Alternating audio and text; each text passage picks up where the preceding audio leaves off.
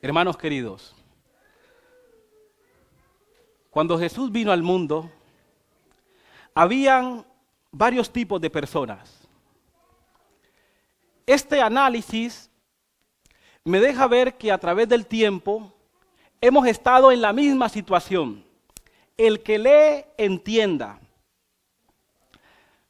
La Palestina de los días de Jesús, que era, vamos a decir, los Estados Unidos de Norteamérica, era el centro de la esperanza. Durante más de 1000 años, la nación de Israel había esperado el advenimiento del Mesías. Pero los judíos que estaban ahora sometidos bajo el egocentrismo, y voy a pedirle que me ayude, los judíos estaban divididos en dos grupos básicamente, sometidos pero divididos. El primer grupo, los que estaban lejos de la unidad con Roma, los separatistas. Ustedes no van a encontrar este nombre en ninguna parte en la internet, si lo relacionan con alguno de los que voy a mencionar. Pero los primeros que estaban eran los móviles. Y esa generación de móviles pensaban que a través de una vida monástica en las montañas, ellos podían, mediante la obediencia a la ley, traer el advenimiento del Mesías. Es decir, Israel pensaba, como muchos están pensando hoy, que cuando ellos cumplieran exactamente la ley de los 10 mandamientos, el Mesías vendría. La venida del Mesías implicaba la terminación del sometimiento a Roma, la liberación. Pero ellos pensaban que era su obediencia la que traería el reino del Mesías. Así que por eso ellos se alejaron. En 1946 y 1947, unos beduinos encontraron cerca del Mar Muerto las cuevas de Qumrán, rollos, una biblioteca. Y se cree que los que habitaban allí era este grupo llamado los esenios, los que se habían separado. Pero habían otros que permanecieron dentro del pueblo. Y ellos, no van a encontrar este nombre para ellos, pero yo les llamo los del machete, o los de celo con machete, o los de celo con cuchillo. Eran judíos también, piadosos, pero estos decían no nos vamos a someter, no vamos a ir a las montañas, vamos a morir en Masada, vamos a morir, pero vamos a alcanzar la liberación por la fuerza. Era una especie de guerrilla, grupo subversivo que causaba actos terroristas. Ellos creían, como los macabeos, que podían acabar con los paganos. Y los paganos eran los romanos que los tenían sometidos con el pie en la cabeza. Pero el otro grupo que colaboraba con el imperio romano eran, el Sanedrín, dirigía los asuntos religiosos del pueblo. El Sanedrín eran como políticos religiosos. Eran políticos religiosos porque ellos actuaban como informantes para Roma. Ellos juzgaban los casos, juzgaron a Jesús. El Sanedrín, Jesús se presentó ante ellos. Políticos religiosos de la conveniencia. Políticos religiosos que tenían a su cargo un buen puesto, un prestigio. Estaban en Jerusalén. Pero ellos también tenían sus grupos. Y un grupo eran los radicales. Los radicales. Los que eran como esta línea. Todos los que van al cielo tienen que ser como esta línea. Eran los que estaban orgullosos de la Torá. La habían memorizado, la habían aprendido. Y estos celosos fariseos habían puesto a cada mandamiento un escribillo, una interpretación. Habían aprendido que el cautiverio babilónico y todo lo que pasaba a Israel era consecuencia de la desobediencia a la Torá. Así que si le enseñamos a la gente la Torá, la gente va a obedecer. Si establecemos sinagogas, la gente va a llegar al cúmulo del cumplimiento de la profecía y el Mesías va a venir. Y al otro lado estaban los posmodernos. Los posmodernos no les interesaba nada. Ellos, si eran fariseos, fariseos. Si eran los que gobernaban eran griegos, griegos. Si eran los macabeos, ellos eran macabeos. Si eran herodianos, ellos eran herodianos. Ellos lo que querían era vivir el presente porque no creían en la resurrección. Vivir el presente era lo más grande para ellos en la vida. Vivir el momento y vivir el ahora. Y quiero decirles que a la cabeza de todos estos grupos estaba un hombre. Un hombre que había asesinado a su esposa, a su suegra y a 3 hijos. Y por eso no es raro que Herodes diera un decreto para matar a los niños. Porque Herodes era celoso de su trono. En este marco, en el punto más bajo de la sociedad, estaban los pobres, los miserables, los leprosos, la gente de a pie, los que vivían del diario, los que no eran celotes, esenios. Y allá abajo estaban los inmóviles, los que veían a Dios como un mito. ¿Dónde está Dios? Dios es un mito, es una realidad. En sus mentes, Dios era simplemente la figura de alguien que exige, dame, dame y dame, dame obediencia. Pero no era un Dios con el cual se podían relacionar. El carácter de Dios había sido distorsionado desde la religión y ahora los que habían recibido la poca enseñanza bíblica que podían tener, tenían un concepto equivocado de Dios. Inclusive el mismo Herodes había sido influenciado erróneamente, porque si Herodes hubiera entendido bien el evangelio, si se lo hubieran enseñado, Herodes no hubiera dado un decreto para matar a los niños. Pero ellos pensaban que el niño que iba a nacer sería rey, se sentaría en el trono de David, reinaría, sometería a todas las naciones y cumpliría así todas las profecías apocalípticas. En este marco histórico es en el cual Jesús nace. Y cuando Jesús nace, escuchen bien lo que voy a decir, cuando Jesús nace como el único indicador para la humanidad. Amén. Jesús nace como el único camino fiel y verdadero para la humanidad renovada. Jesús nace como la esperanza gloriosa de los inmóviles, de los fariseos y de todos los grupos religiosos de Palestina, inclusive de los romanos. Amén. Dios ha enviado ahora una manifestación de su amor, cual nunca antes la humanidad ha visto. Y a través de Cristo, Dios va a enmarcarnos el verdadero camino. Porque, hermanos, el camino no es el cielo a cuchillo. El camino no es el radicalismo, fariseísmo, no es el camino. El camino no son los inmóviles a pie. El camino no es político ni es religioso.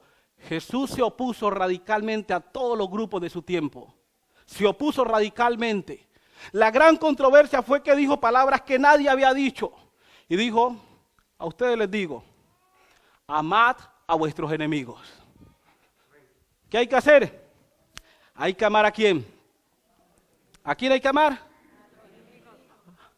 Radicalmente opuesto. Jesús no se fue en contra de Roma. Roma tenía esclavos, esclavos literales, no del trabajito solamente, no, esclavos 24 horas del día, castigados y sometidos a muerte. Roma tenía miles de esclavos. Roma era perversa, era mala. Los de su tiempo, los de su pueblo, también eran malos, amadores del dinero, amadores de la conveniencia. Así que Jesús tenía un campo de cultivo para decirles a todos de todo, pero Él no.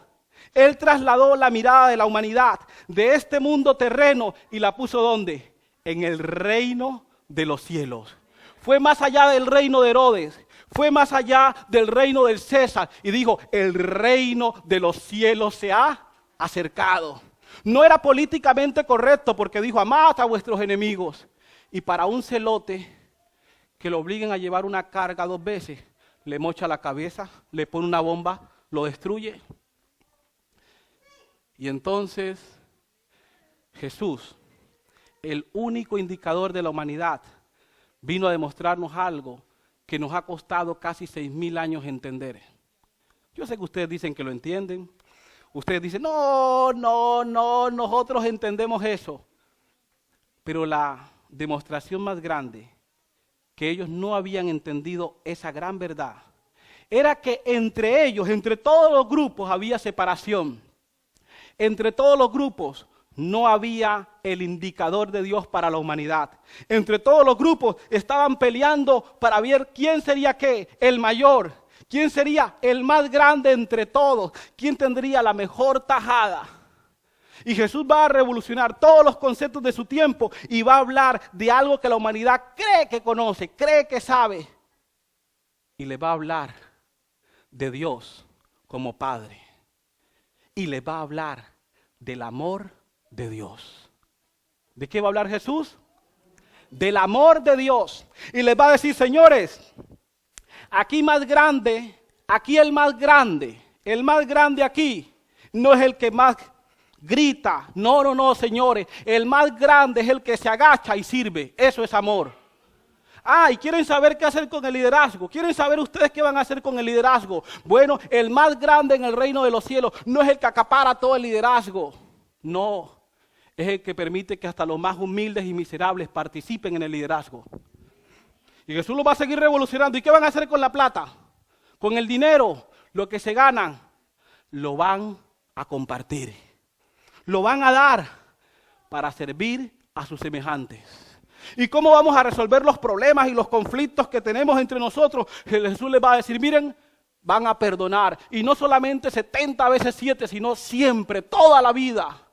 Y cuando el recuerdo te invada la mente, tienes que volver a recordar que has sido perdonado. ¿Y cómo vamos a tratar al gobierno de este presidente? ¿Y cómo vamos a tratar al gobierno de Roma? Jesús no fue en contra de Roma.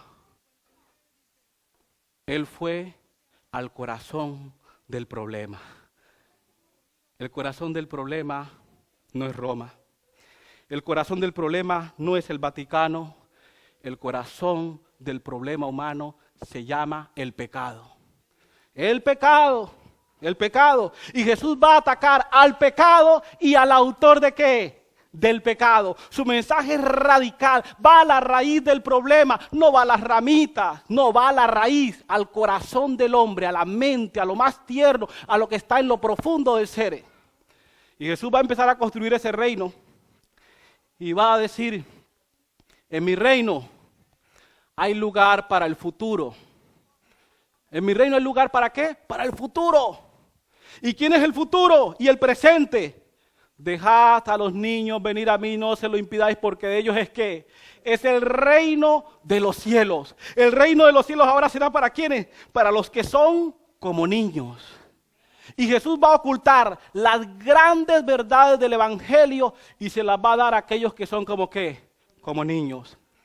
Y los fariseos, porque ellos constituían un grupo selecto de gente educada, con un gran cerebro, había memorizado la Torá desde niño, así que a ellos nadie les podía competir. Sabían todo el conocimiento de las leyes, del Talmud y de otros libros que ellos tenían, comentarios de la Biblia, la Misná, etc. ¿Saben qué Jesús les va a decir? Les va a decir lo siguiente: señores, no se crean que ustedes tienen toda la verdad. No crean que ustedes han agotado el conocimiento de Dios. Dios es infinito y nadie se engañe creyendo que tiene el monopolio único de la verdad. Nadie se engañe, amén. Nadie se engañe creyendo yo tengo el monopolio de la verdad. Yo cuando era muchacho, cuando estudiaba en la universidad en Colombia, hubo una época cuando un amigo me dijo, Javier, ve a sentarte, tú no sabes. Y yo me llené de rabia. Mi amigo me dijo, vete a leer. Me encerré en la biblioteca, no jugaba fútbol, no tuve novia. Me volví un hombre solitario, solo con los libros. Y dije, nunca más nadie me va a volver a humillar, nunca nadie me va a mandar a callar a mí, nunca más. Y en las clases interrumpía a los profesores. Me les adelantaba al pensamiento de ellos y les iba adelante y les caía con golpe y los amigos ya me fastidiaban. ¡Ey, tú qué, hombre, cállate! Y yo estaba lleno de orgullo y estaba lleno de rabia contra ellos porque me habían menospreciado. Y yo continué así por mucho tiempo. Sí, llegué a ser un buen estudiante, pero por dentro estaba lleno de mucha rabia. Hasta que un día un amigo me dijo que esa conducta me trajo muchos enemigos. Y entonces aprendí algo. Cuando vi a un gran profesor, quizás yo he visto grandes hombres, he visto gente que sabe muchísimo, pero he visto en ellos la humildad. Cuando dicen, Javier, yo solo te digo el tema que yo sé. Investiga, lee, investiga. Pero hermanos queridos, nadie tiene el monopolio de la verdad. ¿Escuchan bien eso? Nadie lo tiene.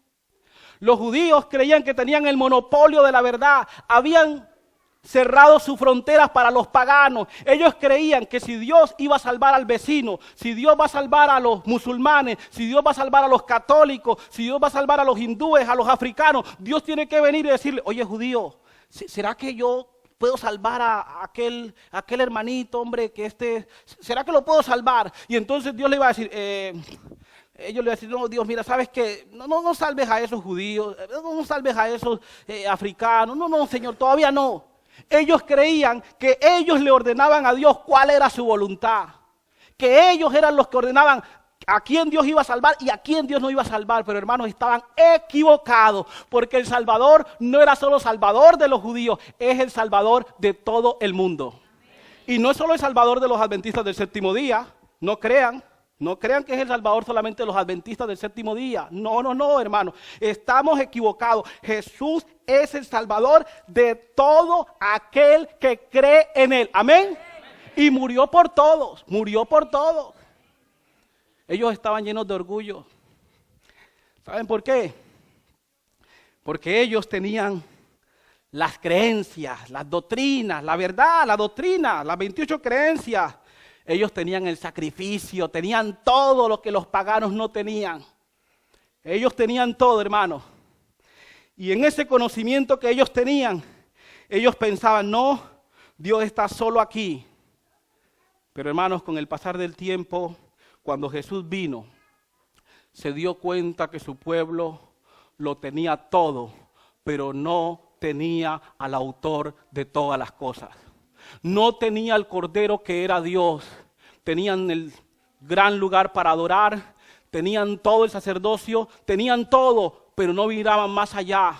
Se habían enceguecido en todo lo terrenal y humano y habían perdido de vista el centro de la esperanza, la razón por la cual habían sido escogidos, la razón por la cual Dios había extendido un plan de salvación para la humanidad. Y cuando Jesús viene como el indicador y dice cosas radicales dice, yo soy el camino, yo soy la verdad y yo soy la vida. Yo soy el Cordero de Dios que quita los pecados del mundo. Y ese mensaje de Jesús, siguiente diapositiva. Ahora sí, ¿pueden bajar el tablero por favor un momento? ¿Alguien me ayuda a bajar el tablero? Porque este mapa nos va a ayudar a ver, hermanos, Jesús va a desarrollar su ministerio. Escuchen bien. Y el ministerio que Jesús va a desarrollar, todo esto que Jesús va a dar, escuchen bien.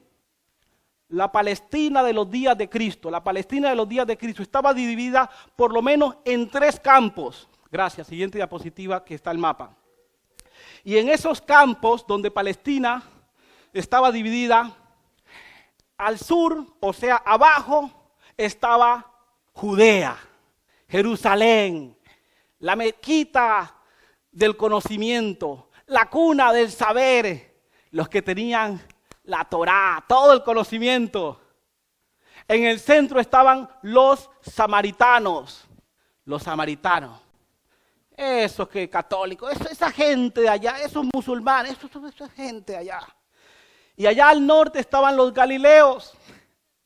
Los galileos era un grupo mixto, era gente que vivía del diario. Una zona montañosa, con mar, pero la gente era mixta. Habían judíos porque se habían asentado allí. Después del exilio que ellos vienen, algunos se agrupan allá, pero también llegan paganos, hay una mezcla. Escuchen bien. Pero estos judíos estos paganos, porque para los que estaban acá abajo, los que estaban en Judea, ellos decían, somos sangre pura. O sea, nosotros somos la sangre pura. Aquí es que van a ser el Mesías, ahí nació, aquí es que viene, de aquí es que sale la luz para el mundo. Ya, ellos están orgullosos de eso. Pero Jesús, sus padres vienen ¿de dónde? De Galilea. Y en Galilea, ¿quiénes están en Galilea? Habían fenicios, habían africanos, habían asiáticos, habían griegos, múltiples culturas. Gente que no estaba fanatizada con el judaísmo. Y entre esos, cuando Jesús es un refugiado político, Jesús es muchas cosas para mí, Jesús es Salvador, es Rey, es Dios, pero Jesús es un refugiado político, Jesús es un homeless, no tiene casa, no tiene hogar. Jesús también sufre de lo que podríamos llamar hoy, le hacen bullying, hijo de fornicación. Jesús sufre todos los sinsabores, pero es sin pecado. Y ahora, cuando Jesús está allá de refugiado político en Egipto, su padre dice, bueno, hay que cumplir. Su padre y su madre, mi hijo se va a sentar en el trono, mi hijo nos va a liberar de la opresión. Entonces, ellos se quieren venir ¿a dónde? A Judea, abajo, se quieren venir a Judea. Pero como escuchan que Arquelao, que es un hijo de Herodes, que gobierna allí, ellos cuando escuchan que Arquelao está dicen, no, a Judea no, porque mira, este Arquelao también es celoso como su papá. Pero allá, al norte en Galilea, hay otro hijo de Herodes. Pero ese otro hijo de Herodes no es tan fanático como su padre del trono. Entonces, ¿qué hacen los padres de Jesús? Se ven obligados a ir ¿a dónde? A Galilea. Por eso el fenómeno de Galilea es importante, lo que estábamos leyendo en la Biblia, el que le entienda. Galilea, descendió, subió a Galilea, descendió, subió. Su ministerio va a ser ¿entre quiénes? ¿Entre quiénes? Entre los galileos. ¿Quiénes son los galileos? Gente mixta, gente pobre. En Judea, los saduceos decían, esa gente no tiene fervor religioso. Los fariseos decían, esa gente no conoce la Torá. Los de Sanedrín, ellos son torpes para aprender, eso es difícil allá, esa gente no sabe nada. Pero Jesús va a desarrollar y va a criarse ¿en dónde? En Galilea. En Galilea es donde la humanidad va a tener la oportunidad de ver a Dios hombre entre los pobres, entre los que viven del diario, entre los dependientes, entre los inmóviles. Él va a estar, pero Él va a esperar un tiempo. Y el tiempo que Él va a esperar es el llamamiento de Dios. Y el llamamiento de Dios es una profecía. Escuchen bien, el llamamiento de Dios es una profecía. Y esa profecía, Daniel 9:25, 70 semanas, 483 años, usando un término moderno, cuando las redes sociales dan esa imagen viral de un predicador, ¿en dónde está el predicador? En Judea. Juan está predicando en Judea. Jesús está en Galilea. Las multitudes descienden para escuchar a aquel predicador que invita a la gente al arrepentimiento. Pero escuchen, Juan dice, el reino de Dios se ha acercado, arrepentíos y creen en el evangelio. Pero Jesús va a decir, le va a añadir algo, y Él va a decir, el tiempo se ha ¿qué? Cumplido, el tiempo se ha cumplido. Y entonces Jesús viene, se bautiza, sale de allí, ¿y a dónde se va? ¿A dónde se va? A Galilea, porque si se viene a Judea, esta es la conclusión a la que yo llego, si se viene a Judea, no lo dejan hacer el ministerio, lo matan, no lo dejan. Pero Jesús se va donde hay un campo fértil, Galilea. Esta gente está hambrienta, estos pobres. Cuando Él dice en la sinagoga, el Espíritu del Señor está sobre mí, por cuanto me ha enviado a ungir, a sanar a los pobres. Ellos era la emoción, nosotros somos los pobres, somos los miserables, los que nos va a ungir. Y allá en Galilea es donde Él hace su primer milagro, Caná de Galilea, su primer milagro. Sus discípulos, sus iletrados son ¿de dónde? De Galilea, sus discípulos son de Galilea. La bienaventuranza, bienaventurado, así es el reino de los cielos. ¿Dónde está? En Galilea. Galilea, en Galilea Jesús desarrolla ¿qué? Su ministerio. Y en Galilea Jesús nos enseña una gran verdad. Para ir al reino de los cielos tenemos que ser humildes. Y tal vez, yo creo que los adventistas, muchos, no hemos entendido la salvación porque no somos humildes. Y muchas personas que no son cristianas no entienden la salvación porque no son humildes. Solo hago unas dos preguntas. ¿Quién era usted? ¿Quién era usted? ¿Quién lo rescató de allí? Pero ahora hago una más teológica. ¿Sabe usted qué se necesita para ir al cielo? Creo que no.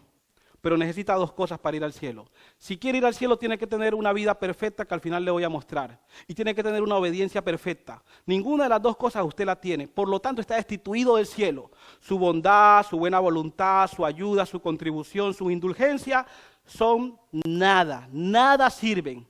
Pero cuando usted ve que Cristo vino al mundo para salvarlo del pecado, de la muerte, de la condenación, del diablo y del gran conflicto, ¿usted qué dice? Gracias sean dadas a Dios, ¿por quién? Por Jesucristo. Gracias sean dadas a Dios por Jesucristo. O usted puede salvarse por sí mismo. No se puede salvar. Entonces, como no se puede salvar, tiene que darle gracias ¿a quién? A Dios que lo salva a través de ¿quién? De Jesucristo. Esa era la gente que entendía. Yo temo que muchas de estas visiones se están cumpliendo hoy ante nosotros. Así que el llamamiento de Jesús es un llamamiento profético. Su reino es un reino de gracia. Su reino es un reino de gracia. No es un reino de espada, no es un reino de revolución, no es un reino contra el imperio. No. Es un reino de gracia en el corazón. Su reino es un reino profético, anunciado por una profecía profética. Escuchen bien esto, escuchen bien esto. Si es una profecía y es profética la profecía, eso es lo que nosotros hemos hecho. Hemos puesto la cruz por allá atrás. Si la profecía es profética, si la profecía señala el advenimiento del Mesías, ¿es una buena o una mala noticia? Es una buena noticia, porque Israel no podía alcanzar su liberación. Ellos no podían llegar al tope de la obediencia, jamás. Es ilógico. La profecía señala el cumplimiento de la venida del Mesías. Ahora, una segunda profecía anuncia el reino futuro ¿de qué? De la gloria. El Mesías va a traer un reino de gloria. Escuchen bien esto. Por lo tanto, ¿es una buena noticia o una mala noticia el reino de gloria? Ahora les voy a ilustrar esto porque estaba pensando esta mañana. Miren, piensen esto. Por la gracia de Dios yo he escrito 3 libros. 3 libros. Van a ser publicados 2 en mayo. En un año los hemos escrito con la gracia y estamos escribiendo otros 2 libros. Por todos lados, no encuentro muchas ayudas y puertas cerradas por todos lados. En Andrews reconocen que los libros son excelentes y otros teólogos dicen, tus libros son como vitamina B12. Generalmente un libro tiene vitamina B1, pero tus libros están cargados. Anoche me llamó un hermano a decirme que ha leído el libro. No encuentro apoyo. Me veo en un mar de situación difícil y sigo vivo con estrés humano, como Elías algunas veces, pero sigo vivo. Piensen que si yo sé que mis enemigos van a triunfar al final, qué buena noticia es saber que al final yo voy a morir como un perdedor. ¿Buena noticia o mala noticia? Es mala noticia. Pero si yo sé que al final voy a vivir, ¿es buena noticia o no? Ahora, ¿qué es el advenimiento de Cristo? ¿Buena noticia o mala noticia? Es una profecía que ese reino ha culminado. O sea, la segunda venida de Cristo es el establecimiento del reino futuro de gloria. Si eso es una buena noticia, ¿cómo debería ser nuestro caminar? Deberíamos estar centrados ¿en quién? En el que viene y no en lo que está pasando en el mundo. Ahora, yo tengo un equilibrio aquí profético. Yo tengo un equilibrio profético para aquí, para lo que están pensando ahora. No se preocupen. ¿Han leído El conflicto de los siglos? La gran mayoría posiblemente no lo ha leído, no se preocupe. Léanlo.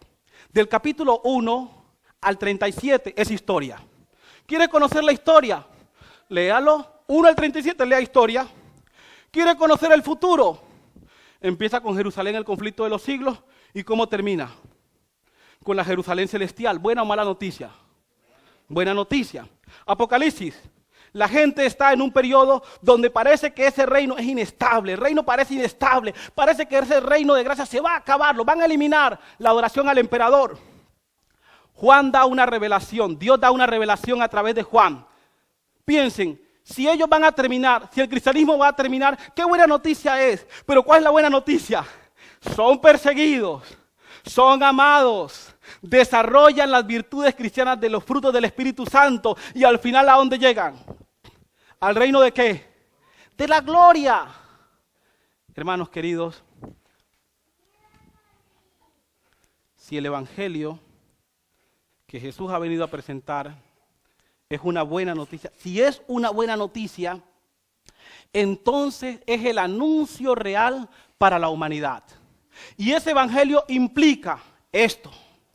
Ese evangelio implica esto.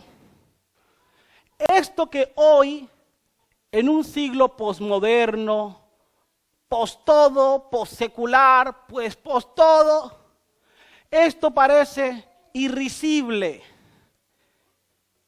Pero cuando Jesús viene, su reino va a ser establecido. Inicialmente es un reino de gracia.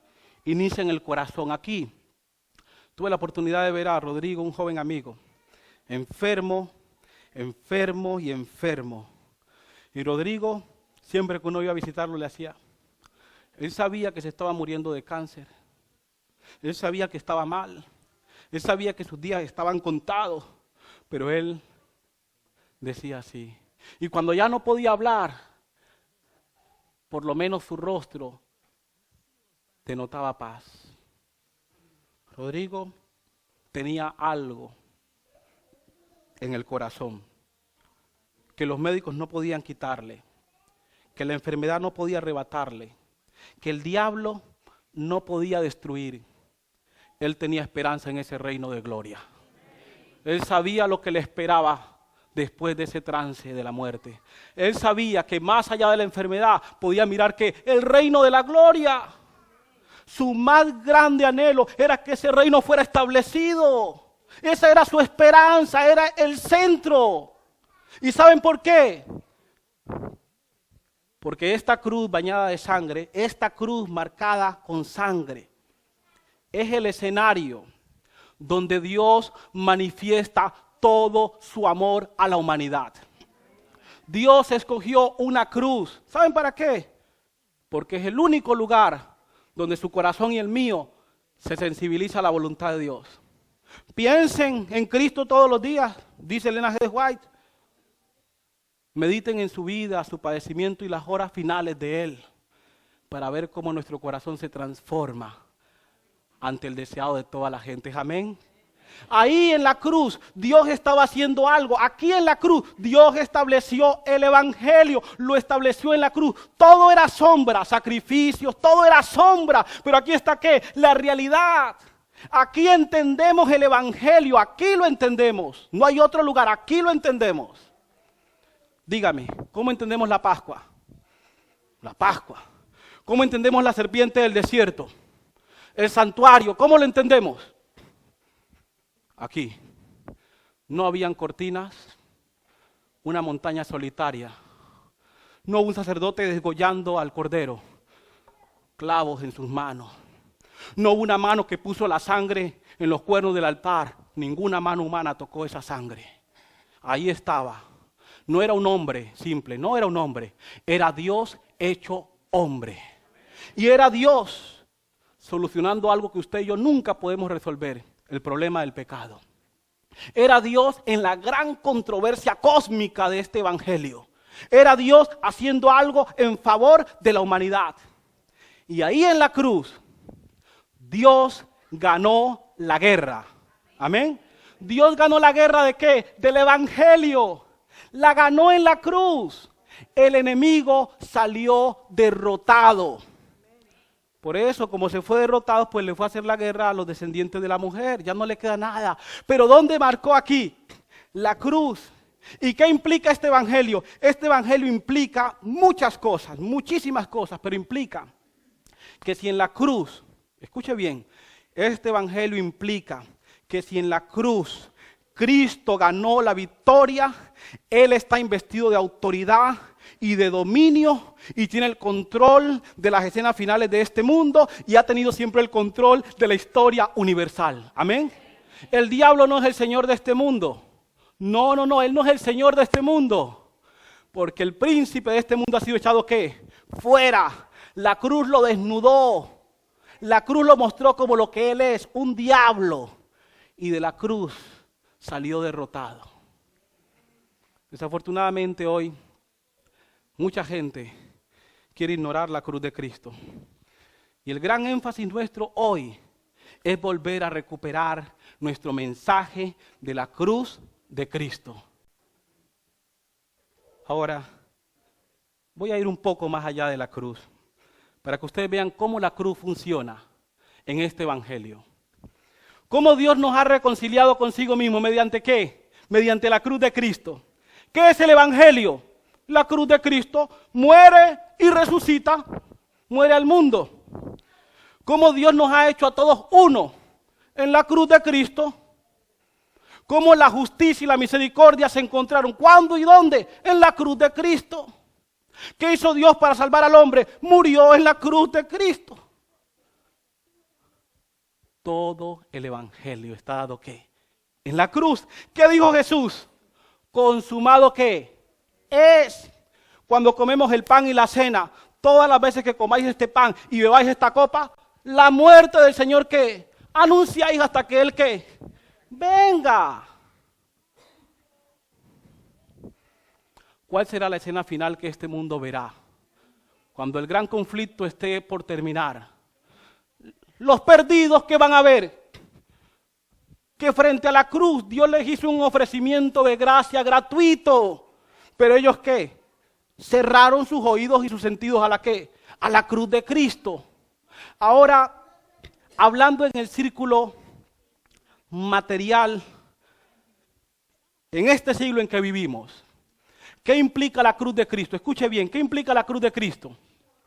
¿Cuáles son los poderes que gobiernan el mundo hoy? Por lo menos los falsos profetas de este siglo, son el poder, el dinero y el placer. ¿Quién no se ve tentado por el poder, el dinero o el placer? ¿Quién no? Todos. Todos nos vemos tentados por el dinero, el poder y el placer. Por dinero, el hombre deja a Dios y se va a adorar en otro día. Por dinero, el hombre vende su alma al diablo en una enfermedad. Por placer, un gran líder de la iglesia, un caballero honrado, cambia a su mujer por dos mujeres de una edad diferente. Por placer, el hombre se vende ante la llamada insólita de una mujer que no conoce en una cita. Por placer, el hombre se va y cae cautivo a los vicios modernos hoy, como son la pornografía, la internet que presenta otras clases de vicios y adicciones. Y el poder, pues los grandes hombres quieren tener el poder en su control y en su dominio. ¿Dónde resolvemos ese problema? Aquí, en la cruz. La cruz dice que el Señor o el caballero don dinero ha sido vencido. Porque el dinero pasa y el mundo pasa. Pero el que hace la voluntad de Dios permanece ¿para cuánto tiempo? Para siempre. El dinero no da felicidad. La cruz da felicidad. El placer, los vicios que atan a la humanidad, que atan a jóvenes, adultos, ancianos, mujeres, familias y esposos. ¿Dónde ha sido derrotado? En la cruz. Por su muerte en la cruz, Cristo venció los poderes del mal. Por su muerte en la cruz, Cristo venció los poderes del mal. Todo lo que intenta encadenarnos ha sido derrotado. Gracias. Todo lo que intenta encadenarnos ha sido desatado. ¿En dónde? En la cruz. Y el poder, solo hay uno que está por encima de todos y es Dios. Los gobernantes creen que son dioses, pero se espuman con sus proyectos de ser dioses y estar eternamente en la historia. Ellos y su poder están sometidos a un poder que superior y darán cuenta a Dios en el día de ¿qué? Del juicio. Hermanos queridos, el evangelio no es algo para probar si te sirve o no, si te gusta o no. El evangelio es el único camino, es la única opción para que un hombre o una mujer pueda alcanzar una autorrealización plena. Amén. El evangelio es el único camino. ¿Y el evangelio es el evangelio de quién? De Jesucristo. Yo no morí por usted. No le diga el evangelio de Javier. No. El evangelio es de quién? De Jesucristo. El único que murió, resucitó y está ¿dónde? Está a cargo de las escenas finales de la historia de este mundo. Se llama Jesucristo. ¿Dónde colocamos nuestra esperanza? ¿Qué reino estamos construyendo? ¿Hacia dónde nos dirigimos? ¿A qué grupo hemos pertenecido? ¿Dónde ha estado nuestra esperanza? Hay demasiados que a través de la internet están haciendo mucho daño a la iglesia. Sus videos no edifican. Son celosos con el cuchillo. Son celosos con la espada. Y demasiada gente los sigue. Pero ese no es el camino. Tal vez sea la última oportunidad que tengo para decirte, pero ese no es el camino. Los del cuchillo no son el camino. Los inmóviles no son el camino. Los que creen que su obediencia traerá el reino de Cristo no son el camino. El camino es Cristo. ¿Y cómo lo recibió usted? En las aguas de la muerte, en las aguas del bautismo. ¿Usted lo recibió por qué? Por la fe. ¿Y cómo lo sigue hoy? Por la fe. ¿Y cómo va a morir? Por la fe. ¿Y cómo va a llegar al cielo? Por la fe. Por la fe en Cristo. Así como lo hemos recibido, así también tenemos que andar en Él. Este evangelio, hermanos, produce un cambio en la vida. Este evangelio produce un cambio. Pero el cambio que produce no es el cambio del papá que coge al niño. Ya te dije que dejaras esa computadora ahí y deja de estar molestando ahí, niño malo. Y este niño, esta criatura, el demonio ya me está. Y el niño se va. Te dije que haga las tareas, ya tienes que hacer las tareas. Y el niño, papá no me ama, no me ha preguntado si estoy bien, nunca pasa tiempo conmigo. Pero tan pronto tenga uso de razón, va a dejar de una patada esa casa y se va a ir. Ese no es el evangelio. Es el evangelio que el diablo ha creado, pero que al final no tiene frutos. El evangelio de Cristo es un evangelio de relación con nuestro Padre Celestial. Jóvenes, Dios no es un tirano. Dios no es alguien sentado en una galaxia interrumpiendo la felicidad. Dios no es una figura o una cosa como en la guerra de las galaxias sin rostro y sin cara, una fuerza cósmica. No, Dios es nuestro Padre. Y no solo es nuestro Padre, es nuestro amigo. No estamos solos en el mundo, no hemos sido abandonados. No, el deísmo está muerto. Está muerto por la cruz de Cristo. Nuestro Dios es un Dios personal y podemos tener relación con Él. Cada persona en esta vida puede tener relación personal con Cristo, el único capaz de transformar su vida y centrarla en el evangelio. Y el evangelio es que os améis unos a otros. Y esto os digo, a los débiles, amadlos. A los que fallan, amadlos. A vuestros gobernantes, amadlos. Amaos unos a otros. Y este evangelio es un mandamiento nuevo os doy, porque ya sé que lo saben, pero que os améis que unos a otros, que os perdonéis unos a otros. Y un mandamiento nuevo os doy, que en esto el mundo y el diablo, porque el diablo no puede vivir en paz tampoco, y los que le siguen peor, pero en esto van a conocer todos que sois mis discípulos, no en que guardáis el sábado, no en que conocéis el fin del mundo, en esto van a conocer todos que sois mis discípulos, si tenéis amor ¿qué? Los unos por los otros, al punto de estar dispuesto el pastor a morir por las ovejas. Ahí conocerán todos que sois mis discípulos, si os amáis como yo os he amado. Al final, hermanos, todo va a terminar. El evangelio va a triunfar. Y cuando el evangelio triunfe, el universo entero, dice el conflicto de los siglos, todas las criaturas animadas e inanimadas van a declarar a una voz, todas las criaturas van a declarar a una voz. ¿Qué van a declarar? Que Dios es ¿qué? Dios es amor. Última página del conflicto de los siglos. Dios es amor. El amor habrá triunfado sobre el engaño. El amor habrá triunfado sobre la mentira. Y el amor habrá triunfado sobre el diablo. Y ese amor es el evangelio de Jesucristo. Yo necesito ese amor. Hay veces me es difícil amar a ciertas personas. Me es difícil. Me es difícil porque yo pensaba que eso era fácil. Pero si algo he aprendido, los libros. Un amigo me dice, ¿qué tienen tu libro? Le digo, yo no sé qué tienen esos libros, pero esos libros me han enseñado a amar a la gente. Me han enseñado a amar a las personas. Eso me ha enseñado Dios. Y sigo. Pero eso he aprendido. ¿Qué es lo único que vamos a llevar al cielo? El amor de Dios. La eternidad comienza aquí, con ese amor en nuestros corazones. Hermanos queridos y amigos, mientras nos tocan allí al piano, yo quiero hacer una invitación. Yo creo que hoy necesitamos el evangelio. No necesitamos el evangelio de obras que los hombres están vendiendo hoy dentro y fuera de la iglesia adventista. Ese no es el evangelio que necesitamos. Necesitamos el verdadero evangelio que produce cambio en la vida y en el corazón. Y ese evangelio que nosotros necesitamos es el evangelio de Jesucristo. Si alguien toca el piano y nos ayuda, yo voy a invitar a 2 jóvenes o a 3 hermanos que vengan aquí. 3, puede venir, otros 2 que vengan. Lo que hoy necesitamos es poner nuestra visión y nuestra vida en las manos de Jesucristo. Hoy necesitamos ir a Jesucristo. Los necesitamos a Él, porque Él es nuestra justicia. Cristo es nuestro pasaporte al cielo.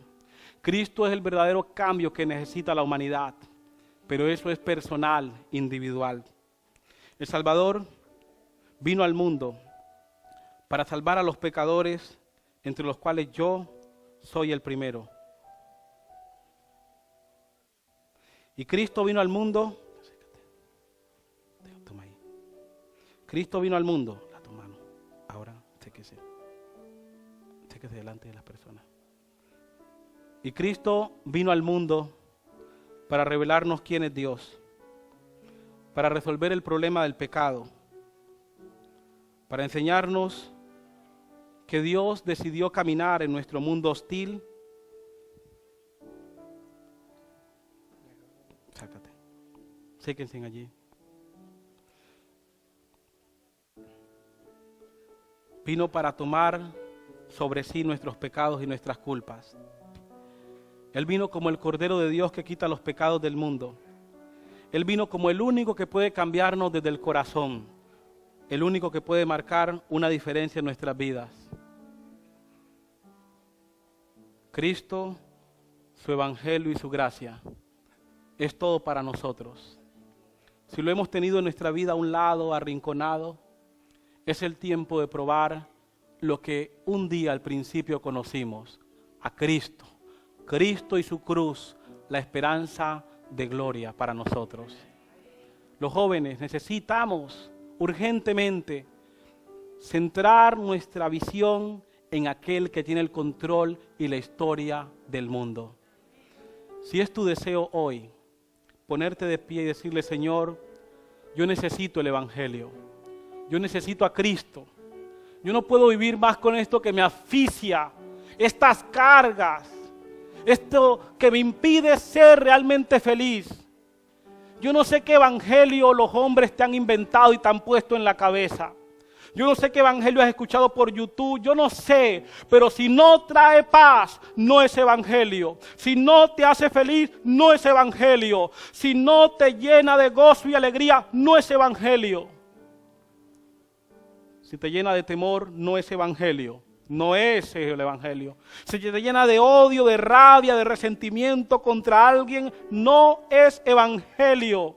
si no perdona tus pecados y te lleva a leer la Biblia, no es evangelio. Si no te lleva a amar a tu prójimo, no es evangelio. Pero si es Cristo y su cruz, y puedes mirarlo a Él en su venida de frente y decir, Señor, tú me has salvado. Si puedes vivir con Él estudiando la Biblia, escudriñando la Biblia, es evangelio. Si puedes amar a tu prójimo y a tus enemigos, es evangelio. Si te produce paz, si te produce gozo, es evangelio. Yo quiero hacer un llamado más.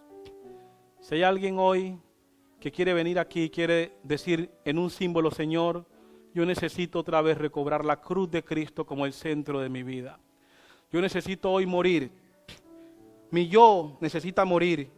Señor, yo no me puedo crucificar solo, pero crucifícame hoy, crucifica mi yo, mi amor al mundo, mis vicios, mi impotencia, mi falta de amor para mis hijos. Señor, crucifica todo eso hoy. Si tú quieres venir hoy en un símbolo de que Cristo te crucifique, entonces ven para que digamos como Pablo, con Cristo estoy juntamente crucificado. Y ya no vivo yo, mas vive Cristo en mí. Si es tu deseo venir, ven joven, ven hermano que quieres ser crucificado, que quieres que Cristo viva en ti. ¿Hay alguien que quiere venir esta tarde? Dios la bendiga. ¿Alguien más que quiere venir aquí con nosotros a la cruz de Cristo? ¿Que quiere ser crucificado? ¿Quiere que su yo, su amor al mundo, sus vicios sean crucificados y quieren nacer para Cristo?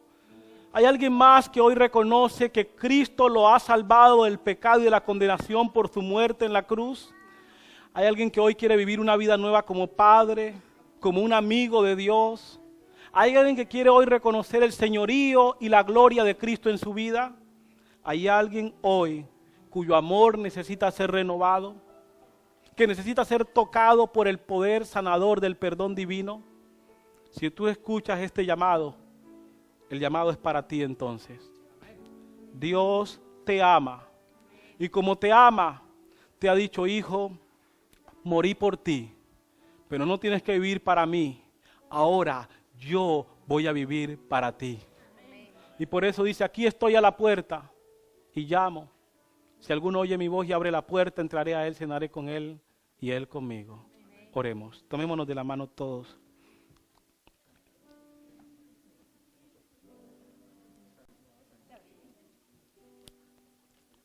Señor, te doy gracias por Jesucristo. Señor, tal vez tú te preguntas, ¿qué han hecho en las iglesias con mi hijo? ¿Qué han hecho con el sacrificio de mi hijo? ¿Qué han hecho con la cruz de Cristo? La hemos puesto a un lado. Hemos dejado a Jesús de camino como los fariseos y el pueblo judío. Lo hemos puesto en la bodega, lo hemos abandonado y hemos producido una salvación por obras. Iniciamos por fe, pero lo dejamos, Señor. Pero hoy, en el nombre de tu Hijo, queremos pedirte perdón. Perdónanos, oh Dios, perdóname individualmente y colectivamente por las veces cuando hemos permitido que otras cosas ocupen el lugar de Jesucristo. Señor, perdónanos por las veces cuando hemos ignorado la cruz de Cristo, el lugar donde tú mostraste tu amor a plenitud para la humanidad, el escenario cósmico donde Dios resolvió nuestro problema del pecado y de la gran controversia. Señor, perdónanos por ignorar la cruz de Cristo, por querer producir un cambio humano como Caín, por nuestras propias obras como Babilonia, pero estamos derrotados, Señor. Nuestra religión no puede seguir así. Nuestro cristianismo tiene que ser adventista, pero cristiano adventista, Señor. Y necesitamos a Cristo. Tenemos doctrina, 28 creencias, santuario, el estado de los muertos. Tenemos todo, pero hoy necesitamos a Jesucristo. Para que a partir de Él bañe en su sangre cada doctrina y cada enseñanza bíblica tenga su centro en Jesucristo. Amén. Señor Dios y Padre, hoy necesitamos el poder del Evangelio. Ese poder que nos transforma, no nosotros, Señor, con nuestro buen comportamiento, nuestra buena cara allí, pero por dentro llenos de resentimiento y de odio y de rabia. No es eso lo que queremos, Señor. Queremos la paz de Jesucristo.